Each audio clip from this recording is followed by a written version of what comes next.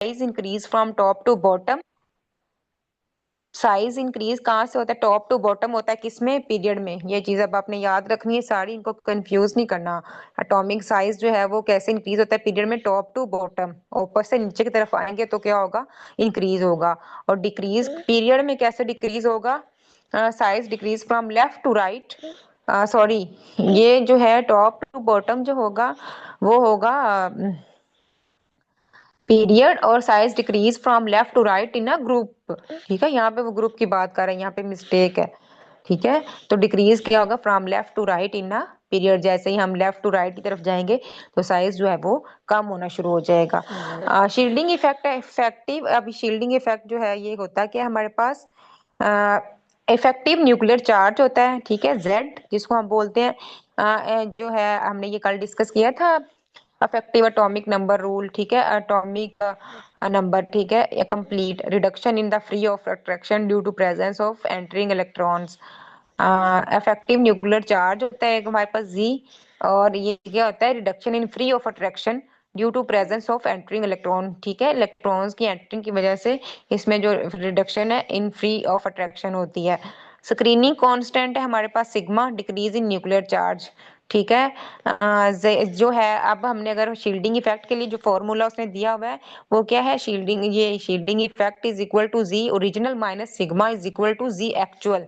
ठीक है, एक तो ये इफेक्टिव है, ये वाला इफेक्टिव है हमारे पास जी इफेक्टिव, और देन है जो है जी जो हमारा न्यूक्लियर चार्ज है वो उसकी बात कर रहा है। सिग्मा जो है हमारा स्क्रीनिंग कांस्टेंट है, और किसके इक्वल आ जाएगा? जी एक्चुअल के minus reduction in charge. Reduction जो है किसमें? चार्ज में जो होगी।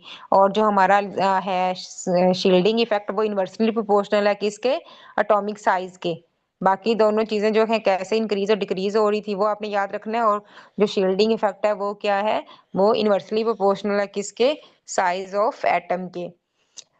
स्लाटर्स रूल फॉर कैलकुलेशन ऑफ जो है वो शील्डिंग इफेक्ट। ठीक है, ये रूल है किसको कैलकुलेट करने के लिए? स्लाटर्स रूल जो है वो शील्डिंग इफेक्ट को कैलकुलेट करने के लिए है। 0.35 remaining electron in the nth shell. अब ये उसने हमें वैल्यू दी हुई है। ठीक है, सिग्मा जो है वो किसके इक्वल होता है? 0.35 into remaining electrons in the nth shell. Electrons किस में? हमारे पास nth शेल में है। ठीक है, और plus 0.85 electrons in n-1 plus remaining electrons. ठीक है, तो अगर हम कॉपर की बात करें तो कॉपर के केस में जो है हमारे पास कितने इलेक्ट्रॉन बच जाते हैं? एक इलेक्ट्रॉन बच जाता है किसमें? 4s1 में। ठीक है, इसका जो वो है शेल वो कंप्लीट नहीं है ना। 4s2 में कैपेबिलिटी कितनी होती है? 2 इलेक्ट्रॉन्स की होती है ना, तो यहाँ पे s में कितने इलेक्ट्रॉन्स है? जस्ट एक इलेक्ट्रॉन है। तो सिग्मा फॉर 4s1, अब हमने सिग्मा निकालना है किसके लिए? 4s1 के लिए। अगर हम सिग्मा देखेंगे तो 0.35 इंटू जीरो, क्योंकि हमारे पास कोई भी इलेक्ट्रॉन नहीं बच रहा किसमें? nth शेल में। और 0.85 इंटू 10⁻18 कितने इलेक्ट्रॉन्स बच रहे थे? 18। और इसमें कितने इलेक्ट्रॉन्स हैं हमारे पास? रिमेनिंग इलेक्ट्रॉन्स कितने हैं? 10 इलेक्ट्रॉन्स हैं। ठीक है, यहाँ पे तो ये हमारे पास इनको कैलकुलेट करने से 25.30 आ जाएगी वैल्यू किसकी? सिग्मा की। और हम हमारे पास जो है हमने क्या इफेक्टिवनेस निकालनी है, तो हमारे पास जो है यहाँ पे जी कितना है कॉपर का? एटॉमिक नंबर कितना है कॉपर का? 29। यहाँ पे कितना दिया हुआ है? 29। तो जो हम जी की जगह पे क्या पुट कर देंगे? 29। और हमारा सिग्मा कितना आया है? 25.30। तो ये हमारे पास 3.7 जो है वो वैल्यू आ गया किसकी? शील्डिंग इफेक्ट की। किसके लिए? कॉपर के लिए। ठीक है, ये हमने शील्डिंग इफेक्ट फाइंड आउट कर लिया, लेकिन अभी तक में ऐसा कोई क्वेश्चन आया नहीं है जितने पेपर्स पास मैंने देखे हैं। तो फिर भी आपने इसको एक नज़र जो है वो देख लेना है, याद रख लेना है। लेकिन ऐसा कोई क्वेश्चन जो है वो अभी तक इसमें से आया नहीं है, क्योंकि इसमें सारी वैल्यूज जो है वो आपको फिर याद रखनी पड़ेगी कि जो है सिग्मा की वैल्यू याद रखनी पड़ेगी। और आपको इलेक्ट्रॉनिक कॉन्फ़िगरेशन भी प्रॉपर आनी चाहिए, क्योंकि उसके हमें आखिरी शेल के लिए क्या चाहिए होगा कि आखिरी शेल में कितने इलेक्ट्रॉन्स हैं। ठीक है, उस हिसाब से जो है वो हमने फाइंड आउट करना है शील्डिंग इफेक्ट। कोवेलेंट रेडियस जो है वो क्या कहता है हमारे पास? Half of bond length. ठीक है। कोई हमारे पास बॉन्ड लेंथ है तो उसका हाफ जो होगा वो क्या होगा, कवलेंट रेडियस होगा हमारे पास। तो आयनिक रेडियस जो है वो क्या होता है, एनाइन का ज्यादा होता है पेरेंट से और कैटाइन का कम होता है पेरेंट से। ठीक है, आयनिक रेडियस, अब आपने एनाइन और कैटाइन का क्या रिलेशन है ये याद रखना है। आइसो इलेक्ट्रॉनिक स्पीशी की ये आपसे पूछ सकता है वो, कि जो आइसो इलेक्ट्रॉनिक स्पीशीज हैं उनमें जो है वो रेशो के सबसे ज्यादा जो है किस में होता है, सोडियम में, उससे ज्यादा किस में होता है, मैग्नीशियम में, और उससे ज्यादा किस में होता है, एल्यूमिनियम में। तो जैसे जैसे जो है वो उनका वो इनकी चार्ज इंक्रीज कर रहा है वैसे वैसे उनका रेडियस भी क्या कर रहा है, इंक्रीज कर रहा है। यहाँ से देख के पता चल रहा है, क्योंकि सोडियम पे +1 है, मैग्नीशियम पे 2 है और एल्यूमिनियम पे 3 है। साइज जो है वो डायरेक्टली इनवर्सली प्रोपोर्शनल है किसके, चार्ज सॉरी चार्ज के। ठीक है, for iso electronic size is inversely proportional.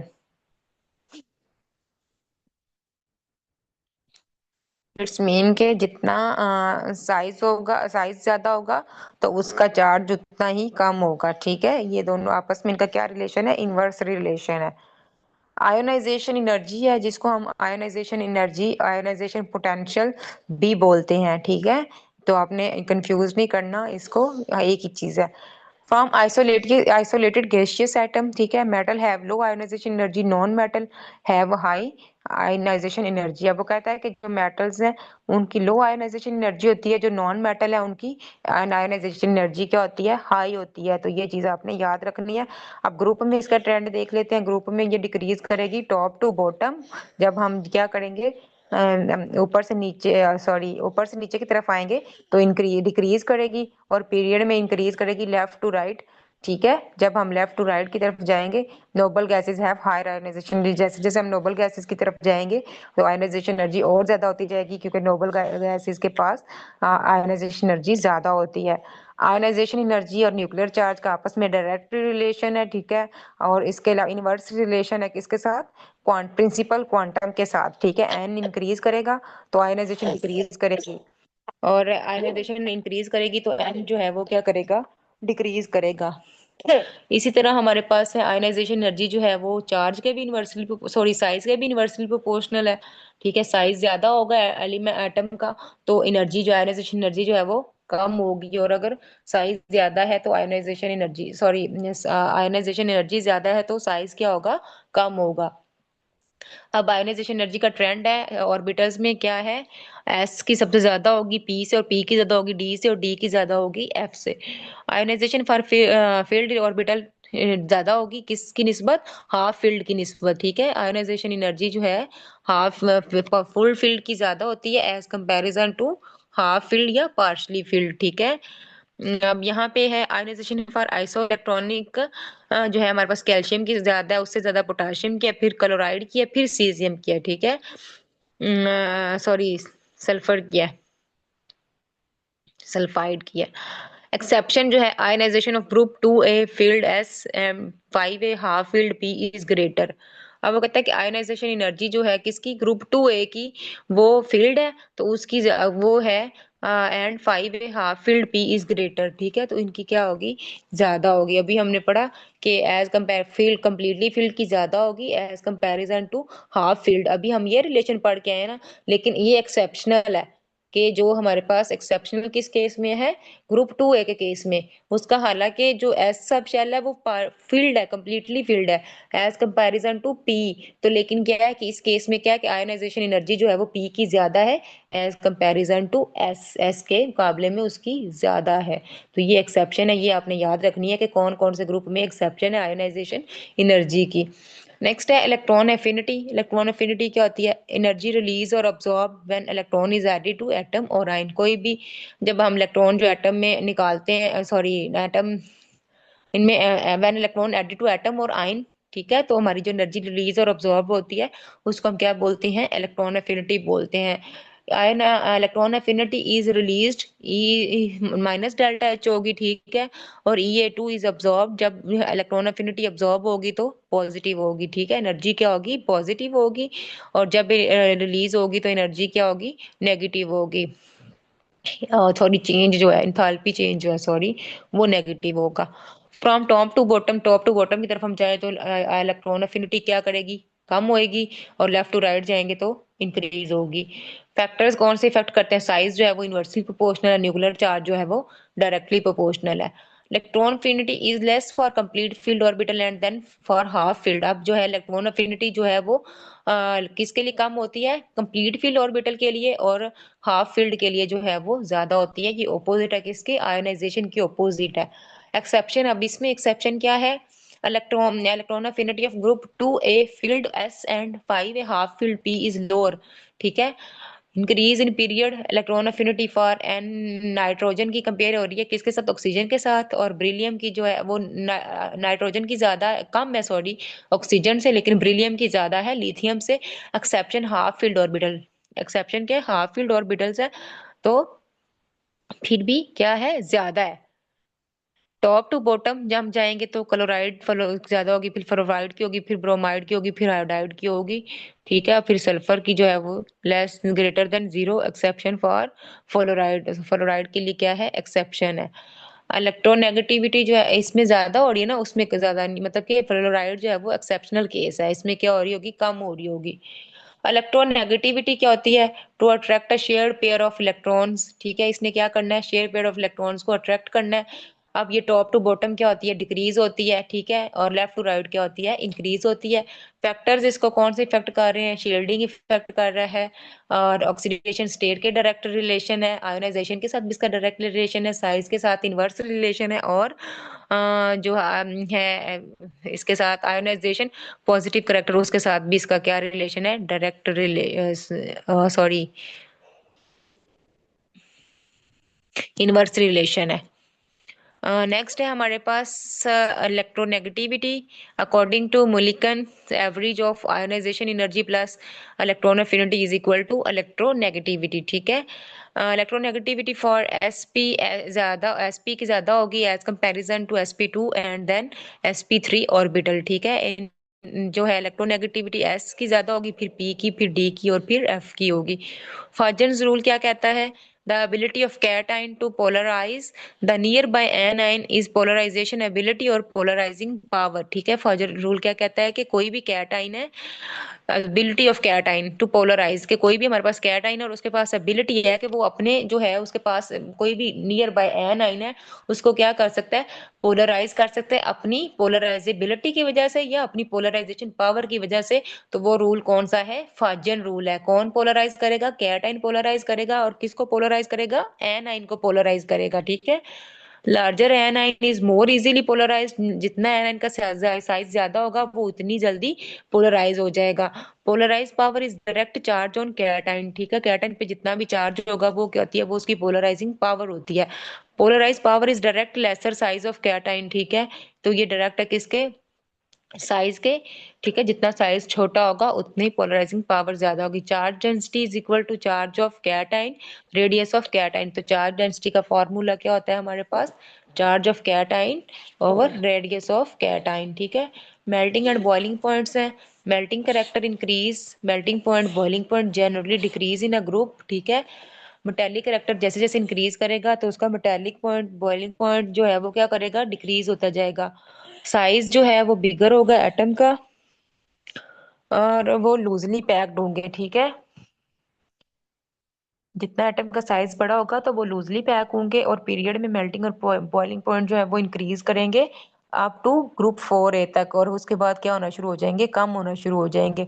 Lithium to carbon increase करेंगे, और नाइट्रोजन टू नियोन क्या होना शुरू हो जाएंगे? डिक्रीज करना शुरू कर देंगे। ऑक्सीडाइजिंग एंड रिड्यूसिंग प्रॉपर्टीज क्या है हमारे पास? In a period 1a to 4a reducing power decrease. ठीक है। रिड्यूसिंग पावर जो है वो डिक्रीज करेगी। और इसके अलावा 5a to 7a जो है वो ऑक्सीडाइजिंग पावर डिक्रीज करेगा। अब आपने ये जो है ना पीरियड्स, सॉरी ग्रुप्स, इनको याद रखना है कि इंक्रीज कब करेगी रिड्यूसिंग पावर, डिक्रीज कब करेगी, और ऑक्सीडाइजिंग पावर जो है वो डिक्रीज कब करेगी। In group reducing power increase, group में रिड्यूसिंग पावर क्या हो जाती है हमारे पास? इंक्रीज होती जाती है। ऑक्सीडेशन स्टेट जो है वो क्या हो सकती है? नाइट्रोजन की यहाँ पे -3, -2, -1, और या 1 2 3 4 फॉस्फोरस के लिए -3 +3 एंड +5 हो सकती है। ऑक्सीजन के लिए -1 -2 +2 हो सकती है। सल्फर के लिए -2 +2 +4 +6 तक जा सकता है। ये क्लोराइड -1 1 2 3 4 5 6 7 तक जो है वो इसकी है ऑक्सीडेशन स्टेट है। इलेक्ट्रोड पोटेंशियल क्या होता है? शी स्टैंडर्ड इलेक्ट्रोड पोटेंशियल जी, ठीक है, उसको बोलते हैं शी। 1 मोलर होता है जी, उसकी कंसंट्रेशन होती है। और टेम्परेचर कितना होता है? 298 केल्विन, ठीक है। टेम्परेचर कितना होगा? 298 केल्विन टेम्परेचर होगा। The above in reduction potential series will replace the lower one, ठीक है।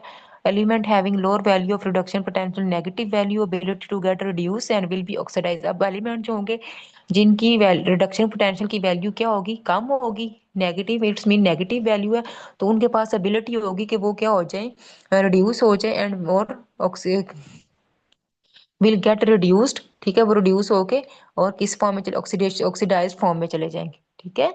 जिनकी क्या होगा? रिडक्शन पोटेंशियल क्या होगा? कम होगा, मींस नेगेटिव वैल्यू होगी। तो smaller value of reduction potential greater ability to lose electron, ठीक है। जितनी इलेक्ट्रॉन रिडक्शन पोटेंशियल की वैल्यू जो है वो कम होगी, छोटी होगी, उतनी उसके पास एबिलिटी ज्यादा होगी कि वो इलेक्ट्रॉन को क्या करे, लूज करे और रिड्यूस हो द अदर, और दूसरे को क्या कर दे, रिड्यूस कर देगा, ठीक है। हाइड्रेशन एनर्जी क्या कहती है? Heat evolve or absorb when 1 mole of gaseous ion dissolve in water to form an infinite dilute solution, ठीक है। जब हम जो है 1 मोल जो है गैसियस आयन का डिसॉल्व करते हैं वाटर में, तो जो हमारे पास हीट इवॉल्व और ऑब्जॉर्ब होती है उसको हम क्या बोलते हैं? हाइड्रेशन एनर्जी बोलते हैं। हाइड्रेशन का डायरेक्ट रिलेशन है किसके साथ? चार्ज डेंसिटी के साथ और चार्ज टू साइज रेशियो के साथ, ठीक है। उसका क्या रिलेशन है? डायरेक्ट रिलेशन है। एक चीज इंक्रीज करेगी तो दूसरी भी अल्टीमेटली क्या होगी? इंक्रीज होगी। पीरियोडिसिटी इन हैलाइड्स, हैलाइड्स की अगर हम बात करें तो आपको पता है हैलोजेंस हैलाइड्स जो है वो क्या बोलते हैं हम उनको? पोलोराइड, क्लोराइड, ब्रोमाइड, आयोडाइड्स, ठीक है। Covalent for example AlF3 is ionic, Al3 is covalent. अब ठीक है, फ्लोराइड अगर बना रहा है एल्यूमिनियम के साथ तो वो आयनिक होगा, तो और लेकिन अगर आयोडाइड बना रहा है तो वो क्या होगा? कवलेंट होगा, ठीक है। लेफ्ट टू राइट जाएंगे तो ये करेक्टर डिक्रीज करेगा, टॉप टू बॉटम जाएंगे तो इंक्रीज करेगा। Beryllium, gallium, aluminium form polymeric halide, तो ये क्या बनाएंगे? पॉलीमेरिक हैलाइड बनाएंगे। लेयर भी हो सकते हैं, चेन भी हो सकते हैं और लैटिस भी हो सकते हैं, ठीक है। हाई हाई जो है वो change in electronegativity ionic and solids हो सकते हैं, ठीक है। जितना इलेक्ट्रोनेगेटिविटी में चेंज होगा उतना ही उस पर डिपेंड करेगा कि ये आयनिक है या सॉलिड्स हैं। Covalent halides can be gases, तो ये क्या हो सकते हैं? कवलेंट गैसेस भी हो सकते हैं। Property of covalent halide depend upon size, polarisability, किस पे डिपेंड कर रही है प्रॉपर्टीज कवलेंट हलाइड की? साइज पे और पोलराइजेबिलिटी पे। PbCl2 is ionic and PbCl4 is fairly covalent, ठीक है। तो साइज पे डिपेंड कर रहा है कंपाउंड के। हाइड्राइड्स जो है वो हमारे पास क्या होते हैं? Metal hydride, crystalline solid, conductor in liquid होते हैं। Beryllium hydride, magnesium hydride, intermediate hydride से, ठीक है, ये इंटरमीडिएट है। Covalent are gases, liquid non conductor, stability increase from left to right. अब वो कहता है कोवेलेंट जो है वो गैसेस भी हो सकते हैं, लिक्विड भी हो सकते हैं, लेकिन नॉन कंडक्टर होते हैं हमारे पास, और इनकी स्टेबिलिटी जो है वो इंक्रीज करती है लेफ्ट टू राइट। और हमारे पास फ्लोराइड जो है, एफ जो फ्लोरीन सॉरी, फ्लोरीन जो है वो हमारे पास क्या बनाता है? स्टेबल। ये ये ये क्या है? टाइटेनियम है, TI है, लिखने में मिस्टेक है आई थिंक। लेड है, बिस्मिथ है, तो ये क्या होते हैं? ये लीस्ट स्टेबल होते हैं। Hydride are formed when electronegative greater than 1.8, जब इलेक्ट्रोनेगेटिव वैल्यू जो है वो 1.8 से ज्यादा होगी तो फिर हमारे पास क्या बनेंगे? हाइड्राइड्स बनेंगे। Left to right bond become more polar, जैसे हम लेफ्ट टू राइट की तरफ जाएंगे तो बॉन्ड पोलर होता जाएगा, लेकिन अगर हम राइट टू लेफ्ट जाएंगे तो बॉन्ड नॉन पोलर होता जाएगा। Boiling point of covalent hydrides generally increase down the group, तो बॉइलिंग पॉइंट जो है वो इनका इंक्रीज करता है डाउन द ग्रुप। ठीक है, क्लियर है, कोई इशू तो नहीं है? ये सारा थोरेटिकली पोर्शन था मेरा, इसमें ना इतना कुछ था नहीं समझाने वाला, बस ये पढ़ने वाली चीजें हैं, तो पढ़ के आपने जो है ना वो इनको याद रखना है। तो समझ आ गई है ना? यहाँ तक कोई इशू तो नहीं है?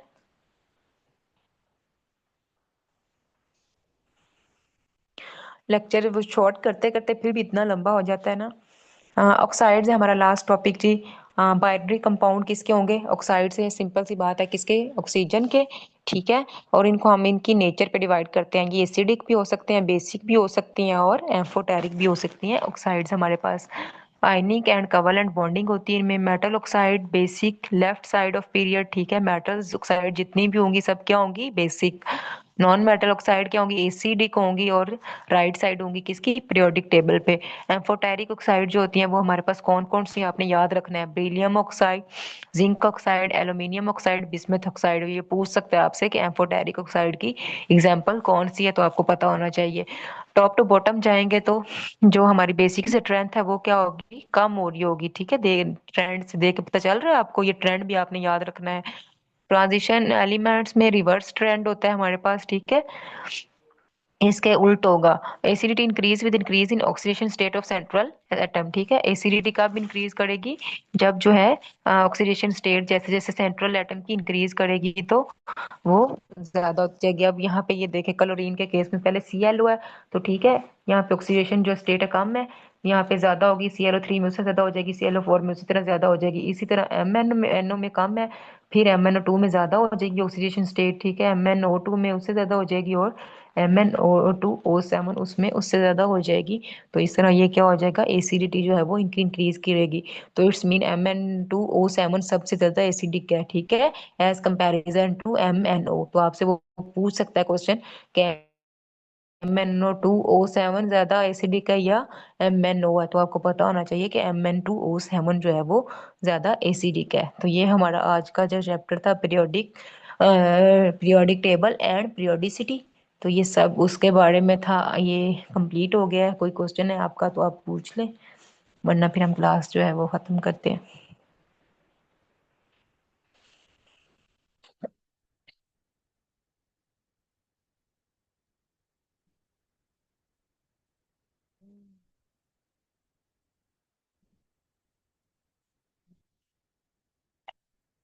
हाँ, किसी का कोई क्वेश्चन नहीं है?